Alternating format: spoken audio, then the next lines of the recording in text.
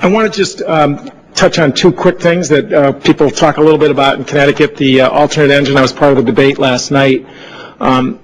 And one of the comments that was made by Admiral Roughead last year when this issue came up was that aside from the claims that the upfront production costs of a second engine would pay off over time, he pointed out the fact that on aircraft carriers there is just no space capacity to deal with repairing and maintaining two separate engine systems. Obviously, we have an Admiral here who knows these ships quite well, and I just wonder if you could sort of comment on the I think overstated claims of savings when you think about the operational headaches that a second engine would create. One of the things we do in this town is we focus on getting stuff out the door as opposed to what it costs for life cycle. This and certainly applies on aircraft carriers, but it applies actually in all three services. This is two separate lines, two separate training, two separate maintenance, two separate supply sources, all those kinds of things, and they lag each other significantly. I've been doing money a long time. I cannot make sense out of this second engine. It is 2 to 3 years behind. It's not going to compete, quite frankly. We cannot afford to buy the second engine. From my perspective.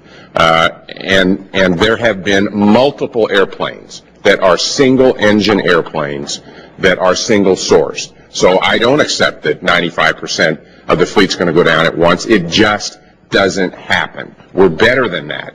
If the first engine will be, I think, more than adequate to meet the needs that we have for that airplane. And if I thought any different, I would, be encouraging this engine, the second engine. I just categorically can't see that it's going to make any difference. It's going to cost us a lot of money, not just to get it out the door, but over the life over the life cycle. And for the proponents who keep bringing up F-16, the fact is we're in a different world than 25 years ago as far as testing these engines, right? It's just the risk level is just not what it was. Absolutely. Okay, and I just want to at least get your statement on the record on that. Well, and it's worth noting that not only the F-16 have a single source, but also the F-22, or F-18 rather, have a single source, but also the F-22.